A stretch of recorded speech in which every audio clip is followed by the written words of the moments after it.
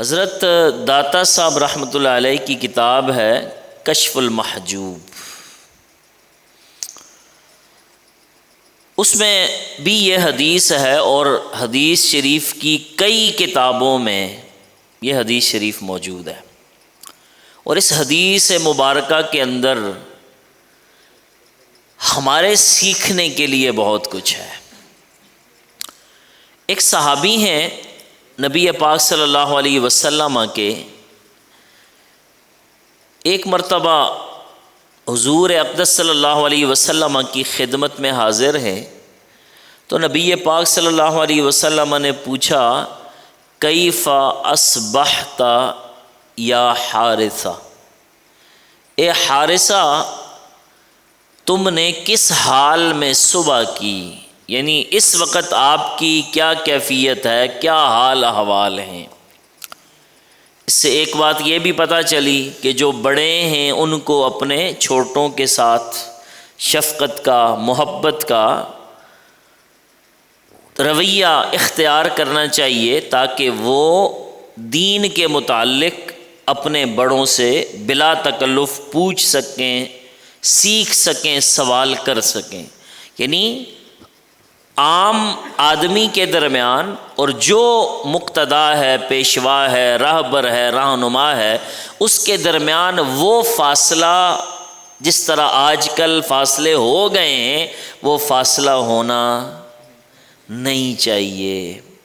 حضور اقدس صلی اللہ علیہ وسلم نے پوچھا کیف اصبحت حارثہ یا حارثہ، اے حارثہ تم نے کس حال میں صبح کی؟ انہوں نے عرض کی اصبحت مؤمنا حقا، میں نے اس حال میں صبح کی کہ میں کامل مومن ہوں، میں کامل مومن ہوں۔ حضور اکرم صلی اللہ علیہ وسلم نے پوچھا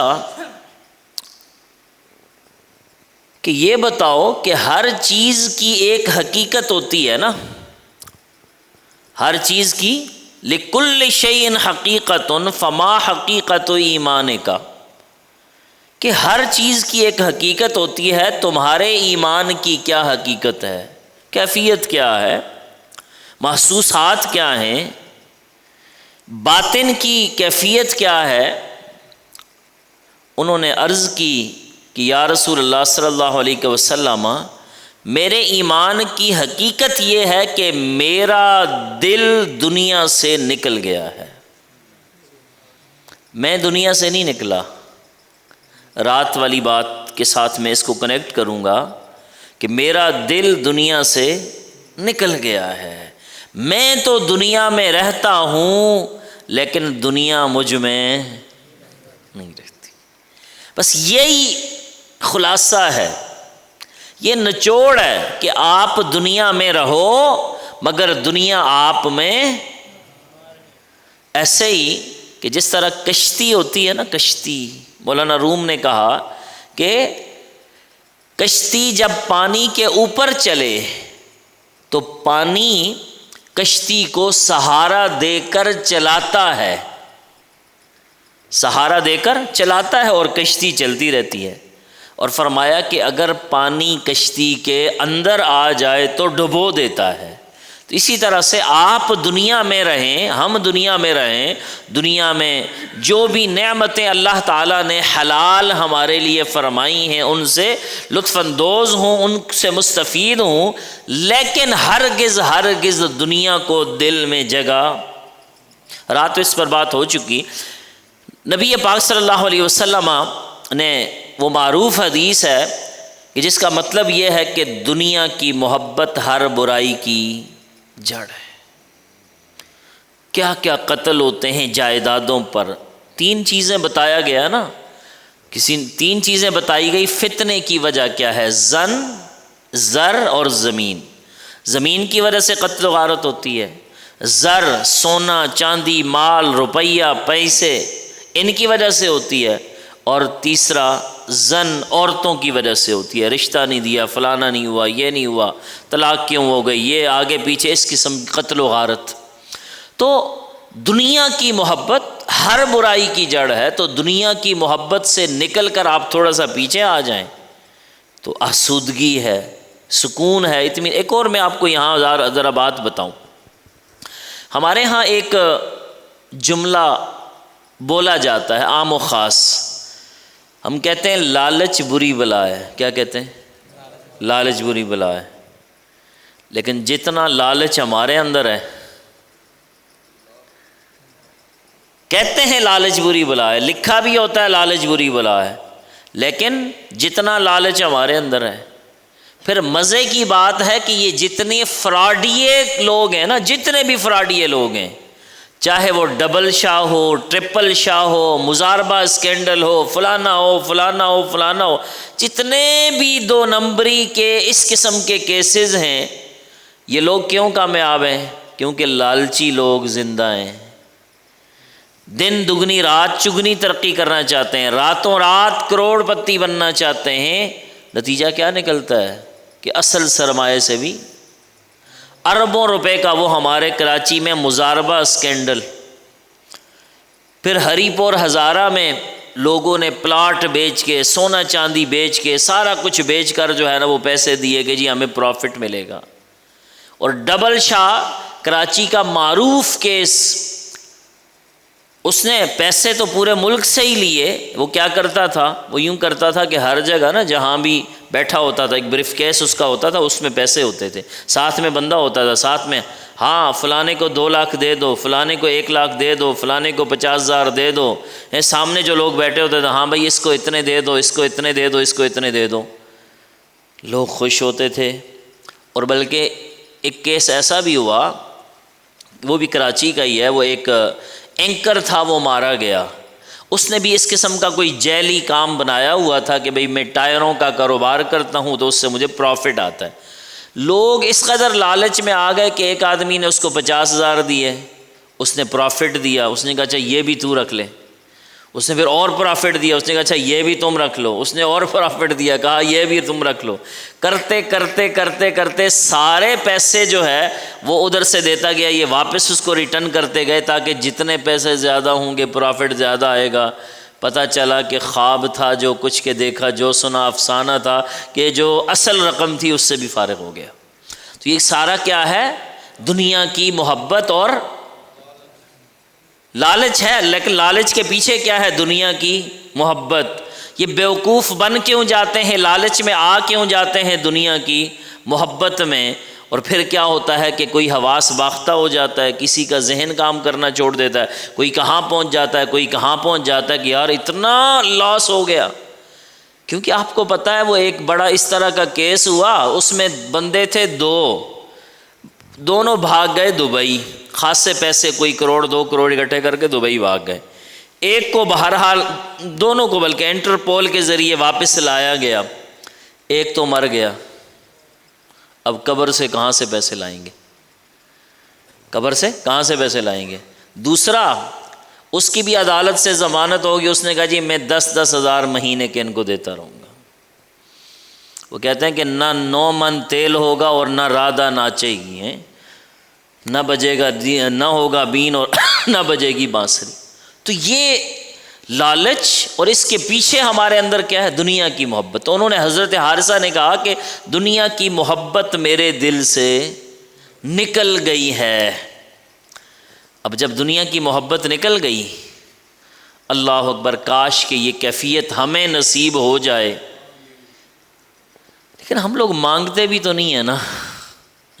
ہم لوگ مانگتے کیا ہیں؟ پیسے، مال، یہ وہ سارا۔ مجھے یاد آیا علامہ صاحب، ڈاکٹر صاحب جب عمرے پہ جا رہے تھے نا، اس وقت ان کی عمر کافی کم تھی نا، تو میں نے ان کو جاتے ہوئے نصیحت کی، میں نے کہا بھائی وہاں پیسے، گاڑیاں شاڑیاں نہیں مانگنی، وہاں تجھ کو تجھی سے مانگ کر مانگ لی ساری کائنات۔ نہیں سمجھے؟ تجھ کو تجھی سے مانگ کر مانگ لی ساری کائنات، تجھ سا کوئی سخی نہیں، مجھ سا کوئی گدا نہیں۔ تو میں نے کہا وہاں یہ مانگنا ہے، یہ دنیا تو مانگیں گے اللہ سے تو ملے گا نا۔ بچے نہ ہوں مانگتے ہیں، رشتہ نہ ہو رہا ہو مانگتے ہیں، بیمار کوئی ہو جائے مانگتے ہیں، تو اللہ سے اس کو بھی مانگے نا کبھی، اللہ سے اس کی محبت بھی تو کبھی مانگیں۔ تو صحابی کہنے لگے کہ جب دنیا کی محبت میرے دل سے نکل گئی، جب دنیا نکل گئی نا، اب حالت یہ ہوتی ہے کہ میں دن بھر روزے سے رہتا ہوں اور رات بھر بیداری کے عالم میں رہتا ہوں، عبادت کرتا ہوں، اور پھر اس کی برکت کیا ہو گئی۔ آج ہم لوگ چاہتے ہیں کہ بس ہم کریں تو کچھ بھی نہ، لیکن آنن فانن سب کچھ ہو جائے، کچھ محنت نہ کریں، کوشش نہ کریں، جد و جہد نہ کریں، جاگیں، بیداری نہ کریں، بھوک نہ کاٹیں، مجاہدہ نہ کریں، اور ساری منزلیں مل جائیں، پیر صاحب پھونک ماریں اور یوں آنن فانن کام ہو جائے۔ نہیں، کہا کہ دن بھر جاگتا ہوں، دن بھر روزے سے رہتا ہوں اور رات بھر جاگتا ہوں، اور پھر منزل کیا ملی؟ فرمایا یا رسول اللہ صلی اللہ علیہ وسلم، منزل یہ ہے، کیفیت یہ ہے کہ مجھے جنت نظر آتی ہے، دنیا میں بیٹھے بیٹھے جنت نظر آتی ہے۔ اس کا معنی یہ ہے کہ جب اندر والی کھڑکی کھل جائے تو پھر غوث الاعظم جیلانی نے یہی فرمایا کہ نظرت الی بلاد اللہ جمعا کخردلۃ علی حکم اتصالی، کہ ساری کائنات کو اس طرح دیکھ رہا ہوں کہ جیسے اپنی ہتھیلی پر رائی کے دانے کو دیکھ رہا ہوں۔ تو گویا کہ غوث اعظم نے کوئی پہلی بار یہ بات نہیں کی، یہ پہلے کس نے بات کی؟ صحابی رسول نے کی۔ اس سے یہ بھی پتہ چلا کہ اہل اللہ کے جو سلسلے ہیں، جو اہل اللہ ہیں، وہ اپنی طرف سے کچھ نہیں کہتے، جو بھی کہتے ہیں وہ حضور اقدس صلی اللہ علیہ وسلم کی احادیث کی اور فرامین کی روشنی میں کہتے ہیں۔ یہ بات، یہ جملہ اس لیے میں ایڈ کر رہا ہوں کہ ہمارے ہاں یہ بھی ہے، لوگوں نے ذہن بنایا ہے نا کہ بزرگوں کو، اہل اللہ کو بابے کہہ کر ان کے بارے میں نیگیٹو باتیں کرتے ہیں۔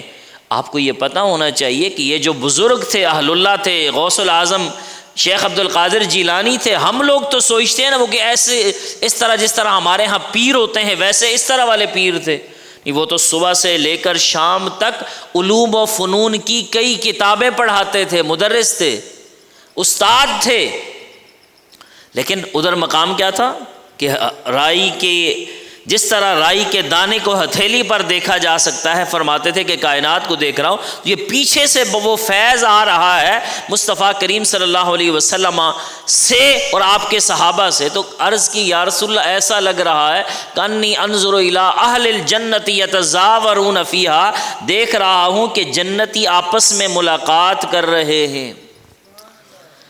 اور یہ بھی کہا، عرض کی کہ گویا کہ مجھے ایسے لگتا ہے، یوں دیکھتا ہوں کہ اہل جنت آپس میں ایک دوسرے کو ملامت کر رہے ہیں، کہ لفظ بھی آئے ہیں، اور یہ لفظ بھی آئے ہیں کہ اہل دوزخ جو ہے وہ ایک دوسرے کو ملامت کر رہے ہیں، اور یوں بھی لفظ آئے ہیں کہ اہل دوزخ جو ہیں وہ دوزخ میں چیخ رہے ہیں۔ جب حضور اکرم صلی اللہ علیہ وسلم نے یہ بات سنی تو نبی پاک صلی اللہ علیہ وسلم نے فرمایا، عرفت اے حارثہ، تو عارف باللہ ہو گیا ہے، تو عارف ہو گیا ہے، اللہ کا عارف ہو گیا ہے، تجھے اللہ کی پہچان نصیب ہو گئی ہے۔ عرفت، فرمایا فلزم، یہ جو کیفیت اللہ نے تجھے عطا فرمائی ہے اس پر پختہ رہ، تاکہ تیرا اللہ سے تعلق جس قدر بن گیا ہے وہ بھی بنا رہے، اور اس میں پھر تجھے مزید منازل بھی ملتی رہیں۔ اس سے آپ حضرات کے لیے یہ سبق ہے جو رات میں نے غالباً کہا کہ جو کچھ آپ یہاں سے حاصل کر رہے ہیں اس کی حفاظت بھی کرنی ہے، اس کی حفاظت بھی کرنی ہے۔ باہر نکلیں گے ماحول آپ کو کھینچے گا اپنی طرف، لیکن آپ نے کیا کرنا ہے؟ فلزم۔ اور ساتھ میں نبی پاک صلی اللہ علیہ وسلم نے فرمایا کہ یہ اللہ کا ایسا بندہ ہے کہ اللہ تبارک و تعالیٰ نے اس کے دل کو منور کر دیا ہے۔ ہر آدمی سوچتا ہے، پتہ چلتا ہے ہر آدمی کو کہ دل میلا ہو گیا، دل گناہوں کی طرف کھینچتا ہے، نیکی کی طرف آنے نہیں دیتا، اس کے لیے سادہ سا فارمولہ جو میرے آقا کریم صلی اللہ علیہ وسلم نے فرمایا کہ بے شک دلوں کو اسی طرح زنگ لگتا ہے جس طرح لوہے کو زنگ لگ جاتا ہے۔